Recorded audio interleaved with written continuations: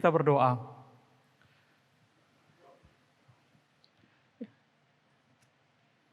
Ya Tuhan, sentuhlah hati kami, ubahlah hidup kami ya Tuhan, agar sungguh-sungguh hidup kami dapat berguna, dapat bermanfaat. Hidup kami sungguh-sungguh melakukan kehendak-Mu, menggenapi rencana-Mu, menjadi berkat bagi orang lain. Kami bersyukur ya Tuhan, jikalau di hari yang Engkau tentukan ini kami boleh berkumpul bersama-sama.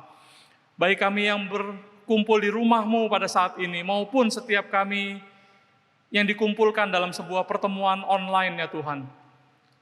Kami mohon berkat dan anugerah-Mu Engkau curahkan bagi setiap kami.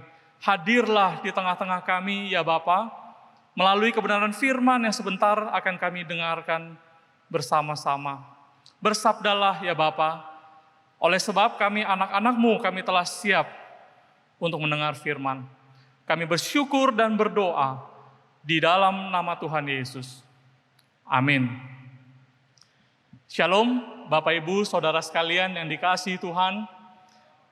Bersyukur pada Tuhan, kita sudah boleh masuk ke dalam minggu pertama di bulan November saat ini. Saudara, kita makin merasakan bahwa hari demi hari yang Tuhan masih percayakan kepada kita, itu semakin berharga, bukan? Itu sebabnya marilah kita terus mengucap syukur untuk pemeliharaan Tuhan. Marilah hidup kita kemudian kita responi, saudara, dengan sebuah tindakan nyata yang mewakili ucapan syukur kita kepada Tuhan, yaitu melakukan kehendak-Nya di dalam kehidupan kita. Hari ini tema yang begitu penting untuk kita renungkan bersama-sama di dalam ibadah ini adalah berkumpul dan berdampak. Saya mengajak kita membaca dari firman Tuhan, Injil Matius pasal yang ke-18 ayat yang ke-20. Matius pasal yang ke-18 ayatnya yang ke-20. Demikian bunyi firman Tuhan. Sebab di mana 2 atau 3 orang berkumpul dalam namaku, di situ aku ada di tengah-tengah mereka. Saya ulangi sekali lagi, saudara. Sebab di mana 2 atau 3 orang berkumpul dalam namaku, di situ aku ada di tengah-tengah mereka. Saudara, saya akan mulai dengan sebuah buku yang berjudul The Rossetto Story. Ini merupakan sebuah buku yang ditulis oleh profesor atau dokter kesehatan, kepala rumah sakit, saudara, menulis kisah ini, ya, The Rossetto Story. Di dalam buku ini menceritakan kisah di era tahun 60-an, saudara, di sebuah kota kecil di Amerika Serikat, di negara bagian Pennsylvania. Jadi kota yang kecil ini, saudara, dihuni oleh para imigran yang berasal dari Italia. Jadi kurang lebih ada 1.200 imigran dari Italia berkumpul dan tinggal di kota yang bernama Rosetta ini. Saudara, mereka membangun komunitas yang kuat. Mereka diikat oleh background yang sama, bahasa yang sama, dan rasa senasib sepenanggungan yang sama. Mereka datang dari Italia, dari Eropa sana, dan hidup mengadu nasib di tempat yang baru, yaitu di Amerika Serikat. Maka komunitas ini kemudian menjadi begitu hidup sekali. Mereka seperti sebuah keluarga yang besar, satu kota itu seperti sebuah keluarga. Mereka saling menolong, membagi informasi, mereka berkumpul, makan bersama, mereka bahkan rapat membahas hal-hal yang serius juga bersama. Mereka secara rutin bertemu, saudara. Mereka berkomunitas. Bahkan mereka membangun pasar malam secara rutin untuk mereka menikmati hiburan bersama-sama satu penduduk kota kecil itu yang bernama Rosetta. Nah, akibatnya apa, saudara? Akibatnya kemudian adalah tingkat kriminalitas kota itu yang minim sekali. Hampir tidak pernah ada kejahatan. Orang ditangkap karena melakukan kejahatan itu hampir tidak ada. Di tahun 60-an ya, saudara. Lalu tidak ada anak-anak muda atau orang dewasa yang kecanduan obat-obatan terlarang, narkoba. Tidak ada di kota itu, saudara. Juga tidak ada kasus bunuh diri, satu pun tidak ada. Tetapi yang ajaib dan fenomena yang kemudian begitu menarik perhatian di dalam dunia medis adalah ternyata ditemukan selama tahun 60-an, tidak ada satupun dari penduduk yang berusia 55 tahun ke bawah yang meninggal dunia karena serangan jantung. Nggak ada kasus serangan jantung bagi yang berusia 55 tahun ke bawah, saudara. Itu sebabnya kepala rumah sakit di kota itu sangat heran. Karena rumah sakit kota itu melayani juga penyakit spesialisasi, saudara. Dan dia bingung kenapa yang tidak ada yang berobat ke dokter spesialisasi jantung. Maka di dalam pertemuannya dan kemudian dia sangat menarik fakta ini, saudara. Dia bekerja sama dengan kepala riset studi kesehatan University of Oklahoma, saudara. Maka mereka berdua, si dokter ini dengan kepala riset studi University of Oklahoma, mereka berdualah melakukan penelitian belasan tahun dan kemudian mereka menulis buku yang tadi, The Story of Rosetta. Mereka bingung kenapa mereka tidak ada yang bermasalah dengan penyakit jantung di kota itu. Lalu mereka mencoba melakukan riset, apakah karena diet mereka, cara makannya berbeda kali orang Italia ya, dengan orang-orang dari suku bangsa yang lain yang berkumpul di negara Amerika Serikat. Apakah karena tingkat kebersihan mereka, sanitasi mereka mungkin lebih bersih? Apakah karena pola hidup mereka? Apakah karena tingkat ekonomi mereka? Jadi mereka melakukan studi yang mendalam, disurvei ribuan orang yang penduduk masyarakat di kota itu, saudara.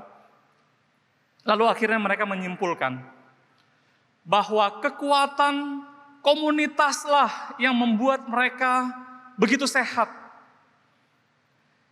Bahwa keterikatan mereka di dalam sebuah kelompok komunitas itu membuat tingkat harapan hidup mereka menjadi tinggi. Dan setiap orang yang disurvei, saudara, mereka memiliki sense of belonging. Mereka merasa adalah pribadi yang diterima dengan sangat baik sekali di dalam komunitas kota Rosetta itu, saudara. Itulah yang menyebabkan mereka sehat secara mental maupun fisik mereka. Kemudian sampai hari ini, saudara, di dalam dunia medis dikenal istilah Rosetta Effect, ya, efek Rosetta, yaitu sebuah fenomena keterikatan seseorang di dalam kelompok dan kaitannya dengan kesehatannya, khususnya pada penyakit jantung, kesehatan jantung seseorang. Nah, kemudian yang menarik, saudara, 10 tahun kemudian, pada era tahun 70-an, tingkat ekonomi penduduk kota itu meningkat. Mereka yang tadinya buruh pabrik, ya, mereka yang biasa-biasa saja tingkat ekonomi menengah ke bawah, seiring dengan pertumbuhan ekonomi negara Amerika Serikat, mereka kemudian tingkat ekonominya makin tinggi. Masing-masing orang penduduk kota itu bertambah kaya. Mereka bisa punya mobil yang bagus. Mereka mulai membangun rumah yang besar. Mereka mulai kemudian membangun tembok-tembok, pagar-pagar yang tinggi-tinggi supaya mobilnya bisa diparkir di dalam halaman garasi rumah, saudara. Dan kemudian mereka membangun jarak dan kemudian membatasi diri dengan komunitas tetangga-tetangga mereka. Mereka mulai sibuk dengan urusan-urusan pribadi, dengan kesibukan-kesibukan mereka. Maka di tahun 1971, orang pertama di bawah usia 55 tahun meninggal dunia karena serangan jantung itu kasus pertama terjadi, saudara. Karena orang semakin tidak lagi bergabung dalam pertemuan-pertemuan komunitas seperti puluhan tahun yang lalu. Generasi berganti, saudara, tahun 1980, maka mereka menemukan bahwa tingkat resiko rata-rata penduduk kota Rosetta terhadap serangan jantung kemudian menjadi sama dengan seluruh rata-rata negara Amerika Serikat. Itulah sebabnya seorang psikolog terkenal dari kalangan Katolik bernama Dr. Peter Kleponis, saudara. Dia menyimpulkan fenomena ini, dan dia berkata demikian, how losing community kills us. Bagaimana kehilangan kita akan berkomunitas itu dapat membunuh kita. Saudara sekalian dikasihi Tuhan, hampir 2 tahun pandemi sudah kita alami bersama-sama. Pola hidup kita yang baru, social distancing, yang kemudian membuat hidup kita begitu berjarak satu dengan yang lainnya secara fisik, saudara. Itu tentu mempengaruhi baik kesehatan fisik kita maupun kesehatan mental kita. Kita mengalami apa yang disebut dengan kelelahan mental, saudara, pada saat ini. Kita beraktivitas banyak di rumah, mulai dari bekerja secara online, belajar secara online, pertemuan demi pertemuan, meeting-meeting secara online, bahkan sampai menikmati hiburan ketika kita mau me time, kita pun menikmatinya di dalam rumah sendiri, saudara. Saudara, hal seperti itu membuat kita secara fisik, secara mental, itu kita mengalami yang namanya kelelahan mentalitas. Mari saudara kita mulai mewaspadai akan hal ini. Jangan sampai kita semakin tenggelam dalam kesendirian, saudara. Kita semakin enggan dan semakin malas untuk kita kemudian memikirkan, bersosialisasi dan berkomunitas, dan menggabungkan diri kita kepada pertemuan-pertemuan, perkumpulan-perkumpulan, khususnya dalam hal ini adalah perkumpulan saudara seiman. Hari ini melalui tema berkumpul dan berdampak, firman Tuhan memperlihatkan kita pentingnya berkumpul bersama saudara seiman, atau kita sebut komunitas atau kelompok kecil atau small group. Di dalam gereja kita sebut dengan life. Dan dampaknya terhadap kesehatan fisik, mental kita, jiwa kita, bahkan rohani kita, saudara. Firman Tuhan tadi kita baca bersama dikatakan, sebab di mana 2 atau 3 orang berkumpul dalam namaku, Tuhan Yesus mengatakan, aku ada di tengah-tengah mereka. Artinya di mana setiap perkumpulan yang diikat dan dipersatukan oleh Tuhan Yesus, maka Allah hadir di situ. Dan jika Allah hadir di dalam pertemuan dan komunitas, saudara, maka percayalah sesuatu pasti terjadi dalam pertemuan itu. Dampak yang luar biasa pasti kita alami dalam perkumpulan di mana ada kehadiran Tuhan di dalamnya. Mari sekarang kita melihat dampak apa saja yang akan terjadi jikalau Allah hadir di dalam pertemuan, perkumpulan, komunitas kita, small group kita yang kita lakukan, saudara. Yang pertama adalah pemulihan diri. Saudara, Alkitab memberitahukan kepada kita sejak mula bahwa manusia diciptakan sebagai makhluk sosial, bukan? Kita tidak pernah diciptakan sebagai makhluk yang berdiri sendiri, saudara. Sejak mula. Artinya kalau sebagai makhluk sosial adalah kita diciptakan sebagai individu, kita membutuhkan kehadiran orang lain untuk membantu dan menolong kita. Kejadian pasal yang kedua ayat yang ke-18. Tuhan Allah berfirman, tidak baik kalau manusia itu seorang diri saja, aku akan menjadikan penolong baginya yang sepadan dengan dia. Saudara, walaupun ayat ini seringkali kita bicarakan dalam konteks pernikahan, tetapi hakikat daripada ayat ini ingin memberitahukan kepada kita bahwa manusia sejak awal dirancang, didesain untuk kita bisa berelasi, berkomunikasi, berinteraksi. Hidup di dalam persekutuan dengan Allah dan dengan sesama kita, dengan manusia lainnya. Dan di dalam interaksi seperti inilah, saudara, kita berelasi kepada Tuhan, kita berelasi dengan sesama kita, maka kita mendapat fulfill, kita mendapat kepenuhan, segala kebutuhan kita terpenuhi, saudara. Kita merasakan sukacita, damai sejahtera, ketenangan, sentosa di dalamnya.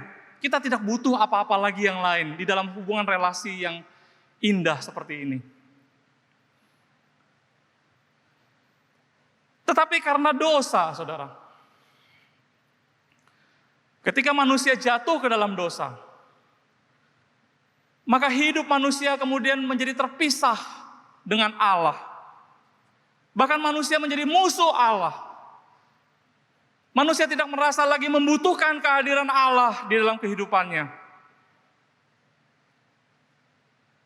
Kemudian yang terjadi, saudara, manusia juga kemudian terpisah dengan sesamanya manusia yang lain.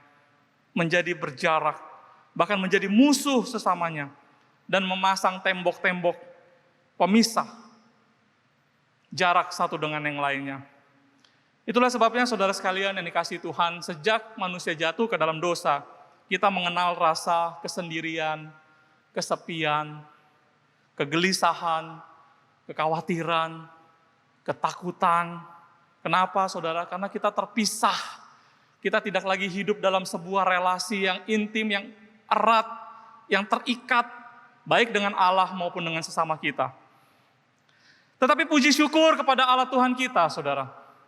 Melalui penebusan Kristus di atas kayu salib, kita diperdamaikan dengan Allah. Kasih pengampunan Tuhan Yesus di atas kayu salib memulihkan relasi kita dengan Tuhan. Dan kasih pengampunan dan pengorbanan yang sama, saudara, memberikan kita contoh teladan untuk kita boleh membangun kembali relasi kita dengan sesama kita. Memungkinkan kita kembali untuk hidup di dalam komunitas, kita dipulihkan pada desain rancangan awal Tuhan menciptakan kita. Jadi, saudara, dampak pertama dari perkumpulan, komunitas, umat percaya, di mana Tuhan hadir di situ adalah pemulihan yang terjadi di dalam diri kita. Kita dipulihkan, kita berelasi dengan Tuhan di dalam komunitas. Di saat yang bersamaan kita berelasi dengan saudara seiman kita. Firman Tuhan berkata, berdua lebih baik daripada seorang diri, karena mereka menerima upah yang baik dalam jerih payah mereka. Karena kalau mereka jatuh, yang seorang mengangkat temannya, tetapi why orang yang jatuh. Saudara boleh ganti kata why ini dengan celakalah ya saudara. Tetapi celakalah orang yang jatuh, yang tidak mempunyai orang lain untuk mengangkatnya. Pengkhotbah pasal yang keempat, ayat yang ke-9 sampai 10. Maka di dalam komunitas kita saling menjaga, menopang. Di situ kita kembali merasakan relasi yang indah dengan Tuhan dan sesama kita. Dan jiwa kita mendapatkan tentram, ketentraman dan sukacita. Saudara, Tuhan senang melihat anak-anaknya hidup berkumpul bersama-sama di dalam satu kesatuan yang indah. Seperti lagu yang tadi kita nyanyikan juga dalam responsoria yang kita bacakan. Saudara, dikatakan sungguh alangkah baiknya dan indahnya apabila saudara-saudara diam bersama dengan rukun.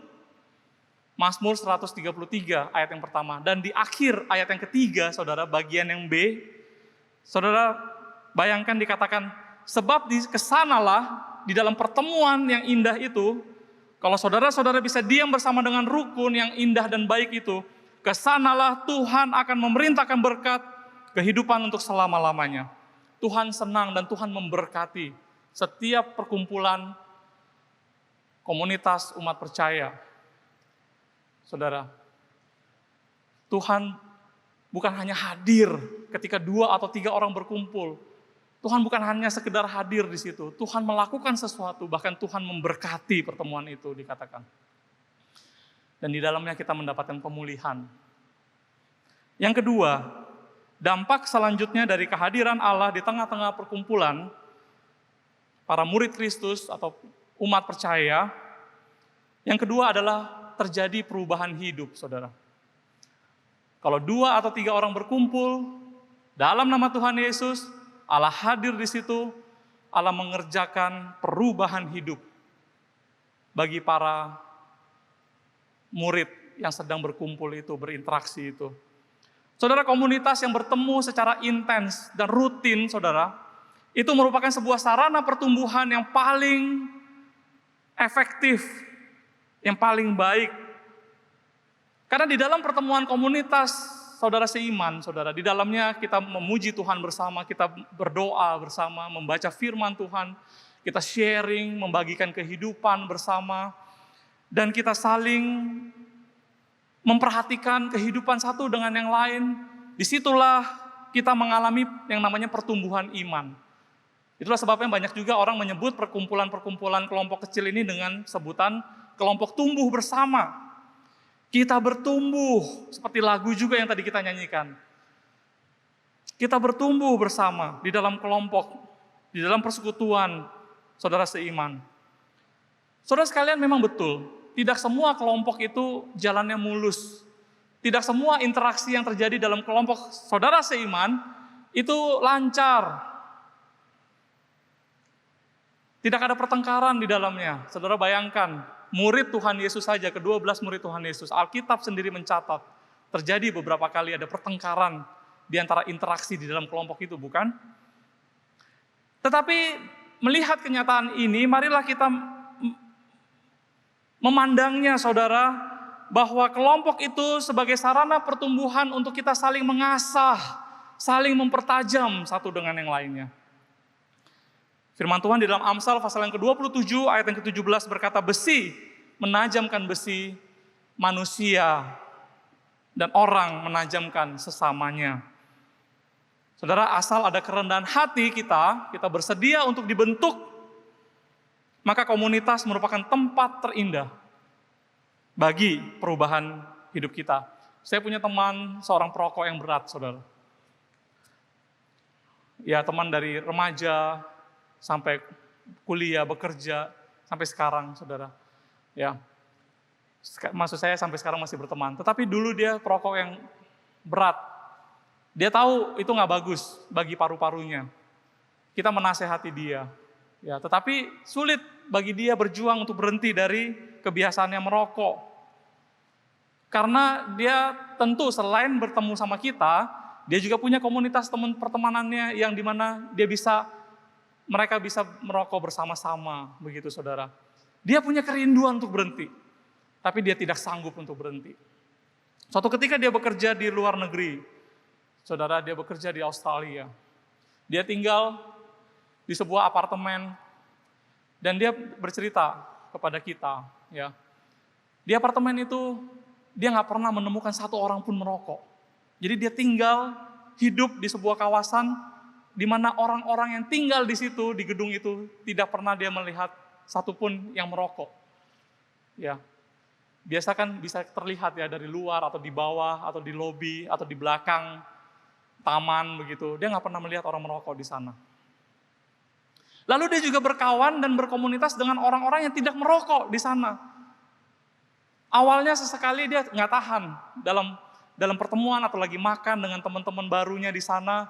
Yang lain semua nggak ada yang merokok. Dia nggak tahan, dia permisi, dia merokok dulu di luar.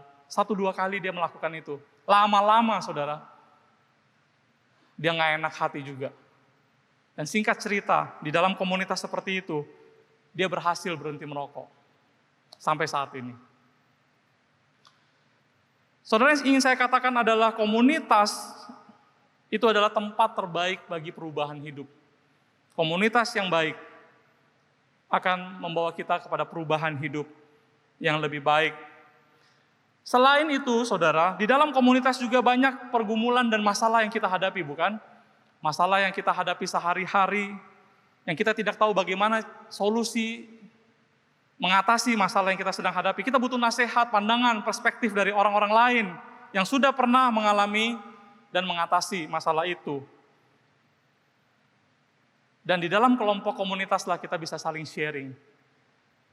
Siapa tahu ada di dalam anggota komunitas rohani kita, teman-teman kita sudah pernah punya pengalaman mengatasi masalah yang sedang kita hadapi. Atau kalau tidak pun, mereka tahu ada orang lagi yang mereka kenal, yang pernah mengalami dan membantu kita untuk mereferensikan kepada kita. Saudara, itulah manfaat dari sebuah komunitas. Amsal 13 ayat yang ke-20 berkata, siapa bergaul dengan orang bijak menjadi bijak, tetapi siapa berteman dengan orang bebal menjadi malang. Saudara, selain membantu mengatasi masalah-masalah di luar diri kita yang kita hadapi, pertemuan dalam kelompok komunitas secara intens, interaksi di dalam kelompok juga saling membentuk karakter kita, saudara. Kita saling menjaga, saling mengawasi. Jikalau ada karakter-karakter yang tidak baik, kebiasaan-kebiasaan yang tidak baik, kita butuh sisi pandang dari lain yang melihat, memantau kehidupan kita. Saudara, mata kita sendiri tidak pernah melihat wajah kita secara langsung, bukan? Ada yang pernah melihat wajahnya secara langsung dengan matanya sendiri? Yang kita lihat dengan wajah kita itu semua dari pantulan benda-benda lain. Kita tidak pernah melihat wajah kita secara langsung, saudara. Tetapi orang-orang di sekitar kita, merekalah yang sehari-hari melihat kita secara langsung dari mata mereka, saudara. Kita butuh orang-orang di sekitar kita untuk mengawasi kita, membantu kita, menolong kita untuk berubah secara karakter. Itulah sebabnya Rasul Paulus dalam surat Galatia pasal yang ke-6 ayat yang pertama sampai yang kedua berkata, saudara-saudara, kalaupun seorang kedapatan melakukan suatu pelanggaran, maka kamu yang rohani harus memimpin orang itu ke jalan yang benar dalam roh lemah lembut, sambil menjaga dirimu sendiri supaya kamu juga jangan kena pencobaan. Bertolong-tolonglah menanggung bebanmu, demikianlah kamu memenuhi hukum Kristus. Saudara sekalian dikasihi Tuhan, sulit bagi kita untuk berjuang sendiri, untuk memperbaiki karakter kita, kebiasaan-kebiasaan kita yang tidak baik, ataupun saudara, untuk berjuang mengatasi dosa-dosa di mana kita sering jatuh dan terus jatuh lagi. Walaupun kita sudah punya komitmen, kita berjuang sendiri sulit sekali kalau kita berjuang sendiri, sekali lagi. Demikian juga sulit bagi kita untuk mulai berkomitmen melakukan hal-hal yang baik, untuk mulai boleh berdoa dengan rutin setiap hari membaca Alkitab firman Tuhan, atau dengan pola-pola kehidupan yang lain yang kita komitmen, saudara, kita mau mulai pola hidup sehat, makan yang sehat-sehat, saudara, rajin berolahraga. Kalau itu semua kita lakukan, kita berjuang seorang diri, saudara, sulit sekali kita bisa berhasil untuk merubah kebiasaan-kebiasaan kita. Maka kita butuh orang-orang yang secara intens membantu mengawasi kita. Demikian juga kita saling mengawasi satu dengan yang lainnya, saling mengingatkan, saling menegur secara rutin. Itulah sebabnya John Wesley, Bapak Gereja Gerakan Metodis, dia mengatakan kekudusan hidup itu tidak pernah terjadi secara individual. Kekudusan hidup itu selalu terjadi secara sosial. Itulah sebabnya di dalam Metodis kita kenal istilah social holiness. Pertumbuhan rohani, kekudusan, perubahan hidup itu butuh orang-orang lain saling mengawasi.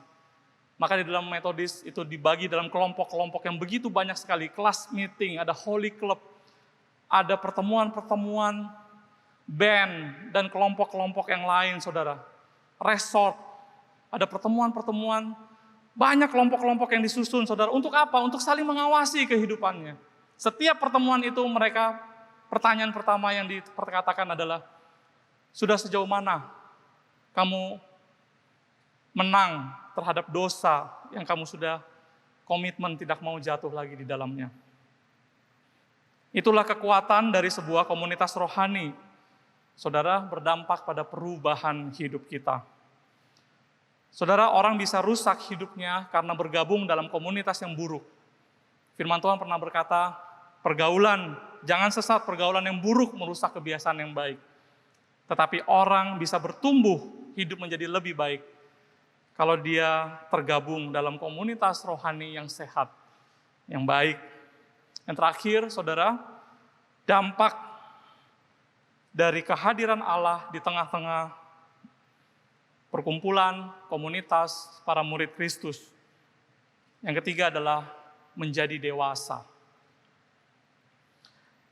Jadi di dalam interaksi yang intens dan rutin, saudara seiman, mereka saling memulihkan, pemulihan terjadi, di dalam interaksi, di dalam berkomunitas, saling mengawasi satu dengan yang lain, saudara, perubahan hidup terjadi, pertumbuhan iman terjadi.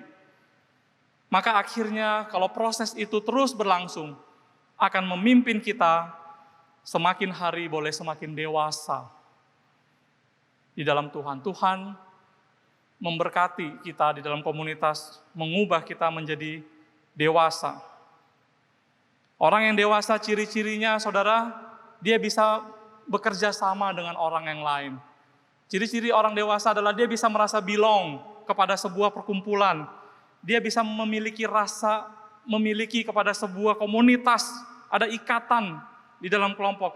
Dia bisa menerima perbedaan-perbedaan yang ada. Dia bisa menghargai sudut pandang yang berbeda. Itu ciri-ciri orang dewasa, saudara. Sebaliknya orang yang tidak dewasa secara rohani adalah orang yang tidak cocok dengan siapa aja. Tidak bisa bersatu dalam kelompok apapun. Orang yang dikuasai oleh egoisme. Dan yang dipikirkan hanyalah kepentingannya sendiri saja. Saudara, orang yang begini selalu mengatakan, saya ini begini ya memang begini. Saya diciptakan memang begitu. Saya tidak bisa berubah lagi. Terimalah aku apa adanya. Kalau mau salahkanlah Tuhan yang menciptakan aku seperti ini. Saudara sekalian dikasih Tuhan, hanya orang dewasa rohani yang mengerti apa itu menjaga kesatuan dan dapat melakukan tindakan kasih, bisa mengasihi. Hanya orang dewasa, saudara. Saudara, firman Tuhan di dalam 1 Korintus pasal yang ke-13, ayat yang ke-11, berkata seperti ini. Ketika aku kanak-kanak, aku berkata-kata seperti kanak-kanak. Aku merasa seperti kanak-kanak. Aku berpikir seperti kanak-kanak. Sekarang sesudah aku menjadi dewasa, aku meninggalkan sifat kanak-kanak itu. Saudara paham dengan sifat kanak-kanak bukan? Anak-anak itu selalu yang dia pikirkan kesenangan dia sendiri. Kalau perlu sampai berebut dengan orang lain, dia akan rebutan. Ya. Begitu kalau saudara punya anak pasti mengerti. Ya, saya punya putri 2. Mainan itu banyak di rumah berserakan. Tapi kalau nggak ada yang main satu, nggak ada tuh yang main. Tapi kalau satu main itu, berebut yang itu aja. Itu sifat kanak-kanak, saudara. Ya. Kalau keinginannya tidak diikuti, saudara, dia mulai merengek-rengek. Kalau tidak didengar juga, saudara, anak-anak itu mulai apa, saudara? Mulai nangis, mulai berteriak dengan suara yang kencang untuk menarik perhatian. Saudara, ini sifat kanak-kanak jasmani. Bagaimana dengan sifat kanak-kanak secara rohani? Ketika Rasul Paulus membahas tentang yang kanak-kanak dan dewasa itu, saudara, konteks pasal itu, Paulus di awal pasal 13, 1 Korintus, sedang membahas tentang kasih. Paulus mengatakan di awal ayat yang pasal yang ke-13, dia katakan, sekalipun aku bisa berkata-kata dengan seluruh bahasa sorga, sekalipun aku punya iman yang dapat memindahkan gunung, tetapi kalau aku tidak mempunyai kasih, aku sama saja dengan gong yang berkumandang. Saudara sekalian dikasih Tuhan, Paulus keras sekali sedang menegur jemaat di Korintus. Dia mau katakan, hei kalian, dewasalah, bertumbuhlah dewasa di dalam komunitas jemaat Korintus ini. Kalau kalian tidak sanggup untuk mengasihi, sehebat-hebatnya apapun kalian, talenta-talenta karunia-karunia yang ada padamu, itu nggak ada gunanya. Tetapi hanya orang dewasa, dewasalah yang bisa mengasihi, yang bisa mengampuni. Maka Paulus mendefinisikan, bukan?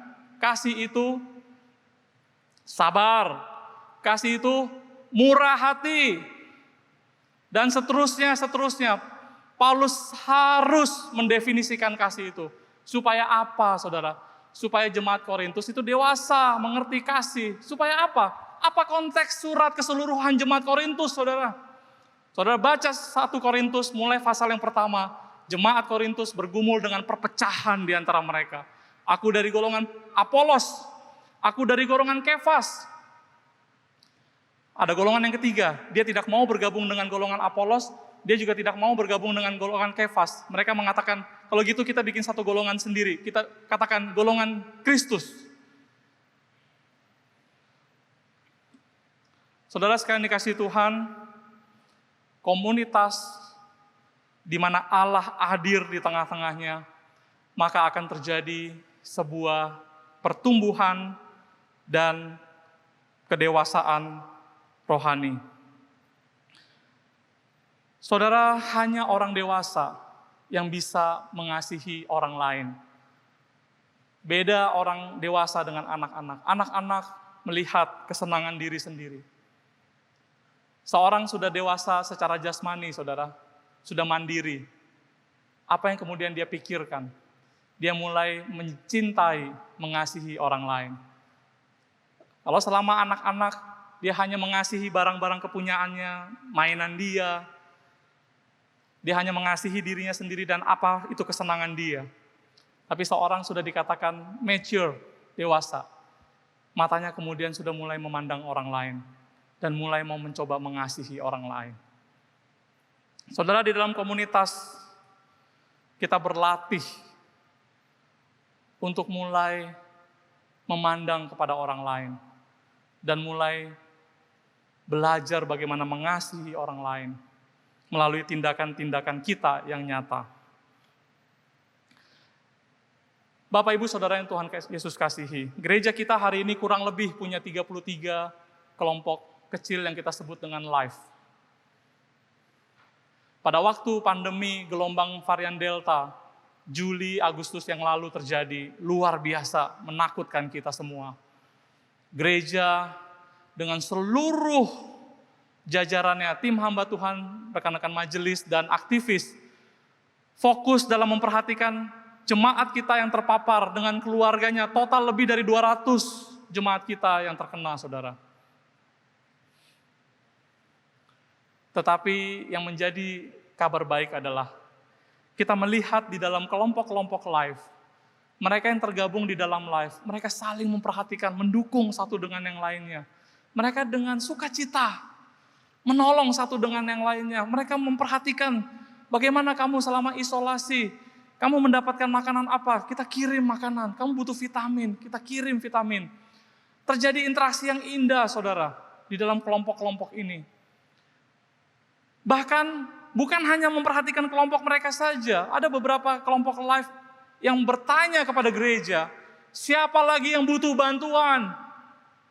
Dan mereka dengan komitmen penuh membantu orang-orang jemaat-jemaat yang lain yang memerlukan pertolongan. Saudara, indah sekali bukan hal ini terjadi di tengah-tengah gereja kita. Dan saya percaya Tuhan hadir dan Tuhan memberkati kelompok-kelompok komunitas yang ada. Komunitas rohani, tempat pemulihan bagi setiap kita. Tempat kita boleh berubah, bertumbuh secara rohani, dan menghadapi kedewasaan di dalam iman. Itulah sebabnya Bapak Ibu, Saudara sekalian dikasihi Tuhan, saya mendorong dan mengajak pada hari ini, Bapak Ibu yang belum tergabung dalam komunitas apapun di gereja, saudara segeralah bergabung. Saudara doakan, bergabung di dalam komunitas live yang disediakan gereja. Bahkan bagi Bapak Ibu Saudara yang telah bergabung dalam komunitas live pada saat ini, mari saudara kita tuntut itu semua. Pemulihan diri, perubahan hidup, perubahan karakter, pertumbuhan iman, dan kedewasaan agar terjadi di dalam kelompok yang sedang saudara dan saya ikuti. Saudara, kita tidak tahu pandemi ini akan berakhir kapan, dan dampak yang luar biasa itu akan seperti apa ke depan bagi kehidupan kita. Tapi pesan firman Tuhan hari ini, saudara, janganlah hadapi segala sesuatu itu seorang diri. Mari saudara, dengan bersama-sama dengan saudara seiman kita, melalui wadah gereja yang sudah Tuhan anugerahkan bagi kita, melalui kelompok-kelompok dan komunitas-komunitas yang telah ada, kita selalu berkumpul bersama secara rutin. Kita meninggikan nama Tuhan, maka Tuhan hadir di dalam setiap pertemuan rohani kita, memberkati kita, dan bekerja di tengah-tengah kita. Marilah kita bertumbuh, marilah kita tetap maju di dalam kedewasaan rohani kita, sehingga hidup kita semakin maksimal, saudara. Kita berdampak, kita berguna, dan hidup kita bermanfaat bagi kemuliaan nama Tuhan, menjadi berkat bagi banyak orang. Amin. Kiranya Tuhan memberkati firman-Nya. Kita berdoa. Tuhan Yesus yang baik, terima kasih Bapa untuk firman-Mu yang sudah mengingatkan kami bagaimana kami harus tetap tergabung di dalam perkumpulan-perkumpulan anak-anak-Mu ya Tuhan. Biarlah kami boleh bertumbuh di dalamnya. Kami mengalami pemulihan hidup. Kami bertumbuh dewasa. Terima kasih Tuhan, materai karena firman kebenaran yang indah ini di dalam hati kami. Kami mohon Roh-Mu yang kudus, ya Tuhan, memampukan kami untuk kami boleh menjalani firman, menghadapi masa depan yang kami tidak tahu. Biarlah kami dengan keyakinan teguh, bersama-sama dengan Engkau ya Tuhan, bersama-sama dengan saudara seiman, kami melangkah maju. Kami bersyukur dan berdoa di dalam nama Tuhan Yesus. Amin. Amin. Tuhan memberkati kita.